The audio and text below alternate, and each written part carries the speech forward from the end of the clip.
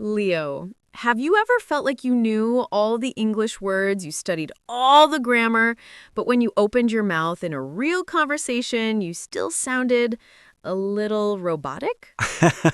Oh my gosh, Mia, exactly. It's like using textbook language when everyone else is speaking real, natural English. I mean, we learned, how do you do? But nobody actually says that in a casual setting, do they? Right? We study the perfect verb tense, but then a native speaker uses a simple filler phrase or a quick idiom, and their speech just sounds so much more fluid and connected. It makes a huge difference. That natural flow, that ability to react instantly, that's the key. That's what we are helping our listeners unlock today. Perfect. Hi, everyone. I'm Mia. And I'm Leo. Welcome to the English Blend. We are the friendly expert source here to help English learners practice listening and speaking naturally.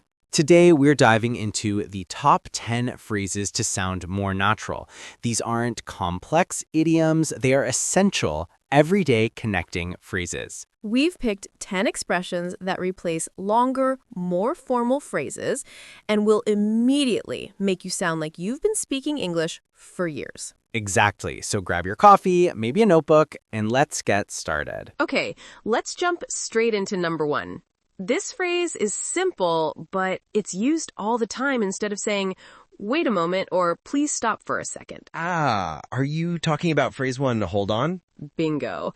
If you say, wait a moment, I need to check my notes, it's correct, but maybe a bit stiff. It sounds like a character from an old movie. True. If you say, hold on, I need to check my notes, it sounds immediately smoother, right? It's useful when you need someone to pause briefly in a conversation or on the phone. It also carries an emotional tone. If the situation is urgent, you might say it quickly, like, hold on, don't press send yet. But if you're just casually pausing, it's softer, like, oh, hold on, let me grab that file. I use it a lot on the phone too. Hold on a minute. I think I have to answer right here. It prevents awkward silence while you look for something. It's a great piece of conversational filler. It's so versatile.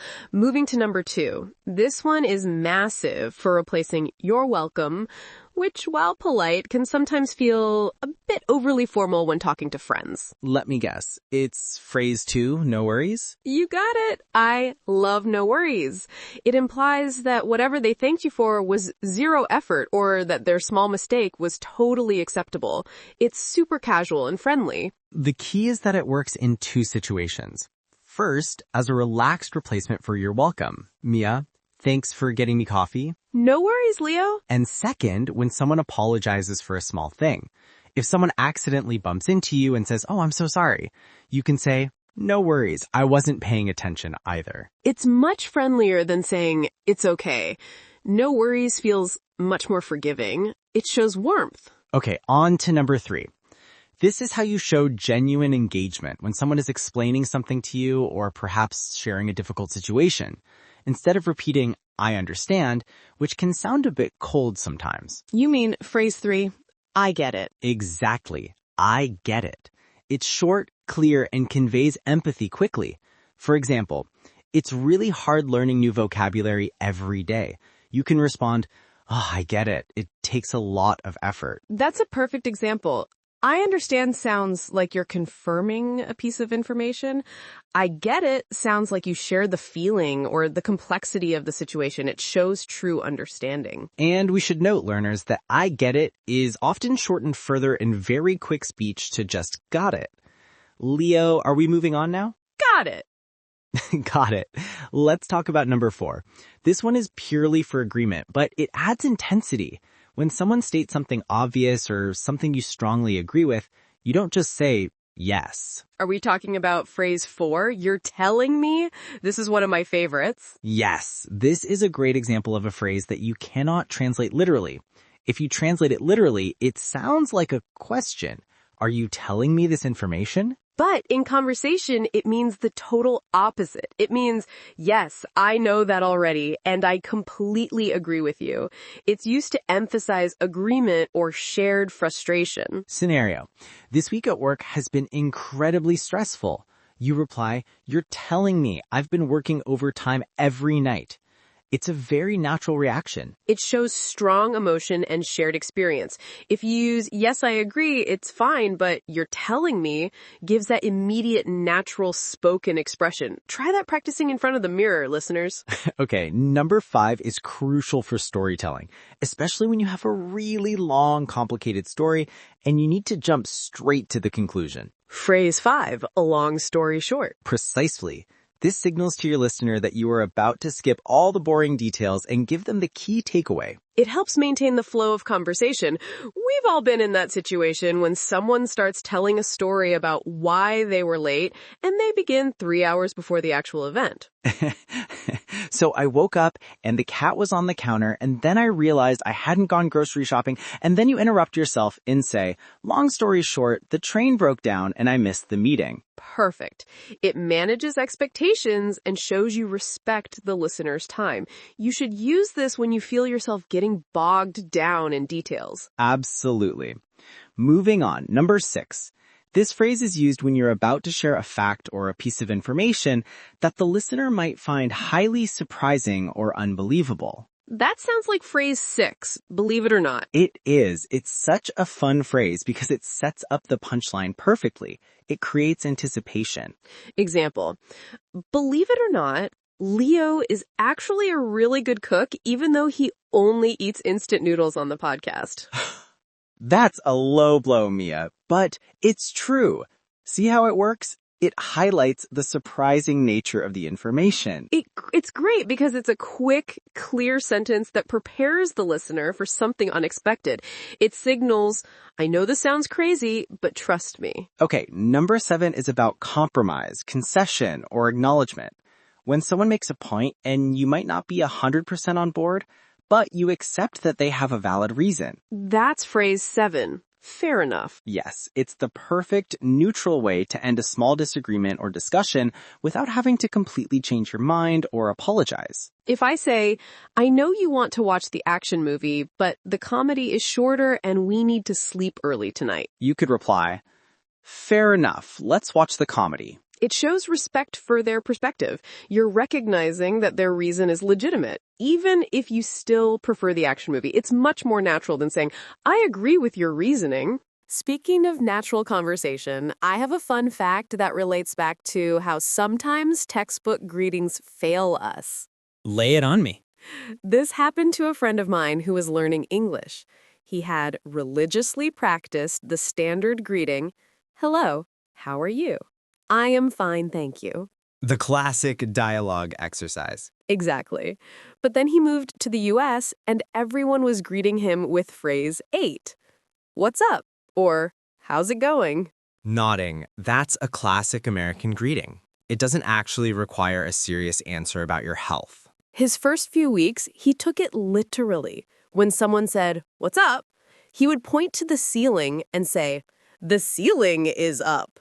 Oh no, he was thinking too literally. You're telling me? Eventually, he realized the appropriate, natural response to, how's it going, is usually just, good, you?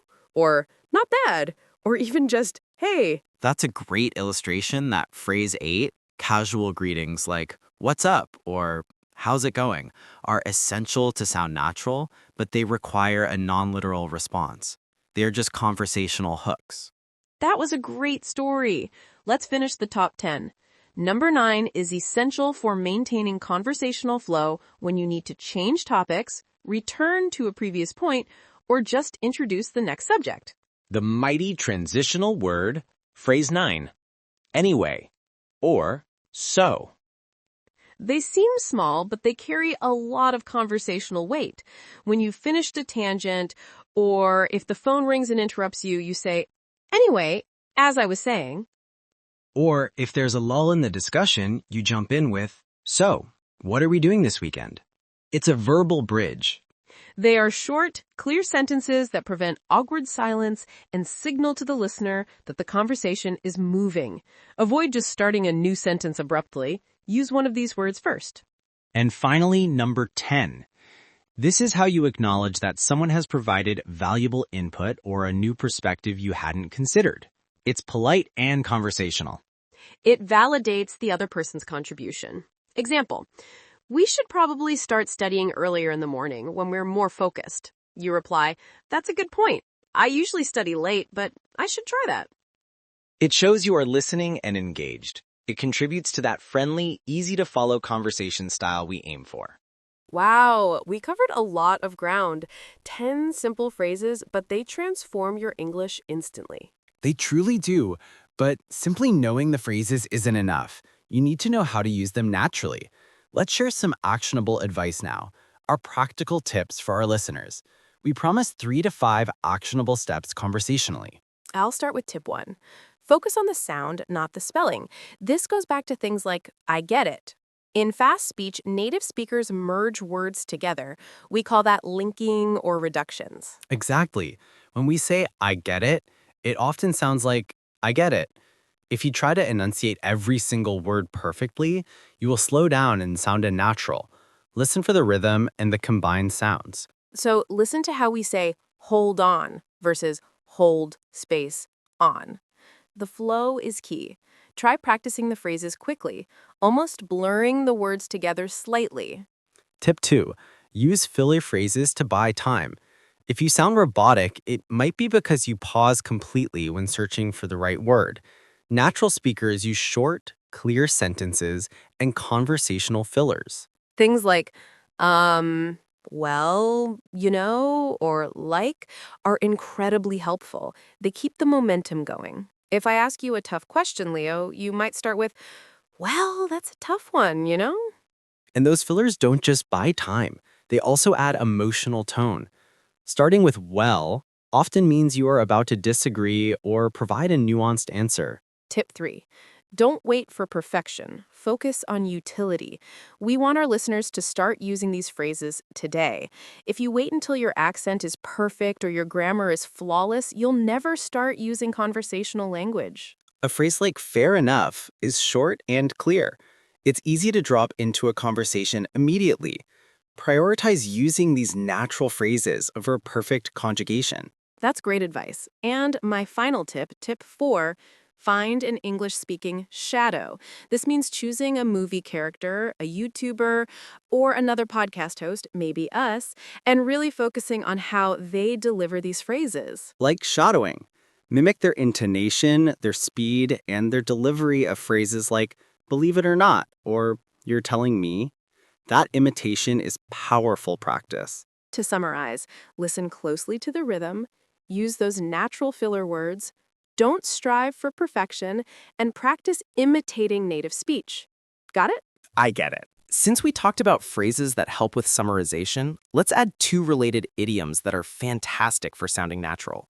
We promise 2 to 3 useful phrases or idioms with short example sentences. Perfect. What's the first one? It relates back to long story short. The first idiom is to cut to the chase. Ooh, that's a good one. What does that mean exactly? It means to skip all the preamble and unnecessary details and get straight to the main point. It's often used when you're frustrated because someone is talking too much. Short example sentence. I don't have all day, so please just cut to the chase and tell me what you need. Great. My second idiom is about acknowledging that someone said something perfectly or correctly identified a problem. Is that to hit the nail on the head? You're telling me. It means to describe a situation exactly right or to say something exactly true. It shows strong agreement. Short example. Mia, when you said that most language learners focus too much on grammar and forget conversational flow, you hit the nail on the head. That was a fantastic point, Mia. And let's throw in a third one, just for fun, that shows resolution in the face of difficulty. Ooh, I love this kind of emotional phrase. To bite the bullet. It means to force yourself to do something difficult or unpleasant that you have been avoiding. That is so useful for talking about homework or chores. Short example sentence. I really hate calling the bank, but I need to bite the bullet and deal with the customer service today. That feeling is relatable. So remember those 3, to cut to the chase, to hit the nail on the head, and to bite the bullet.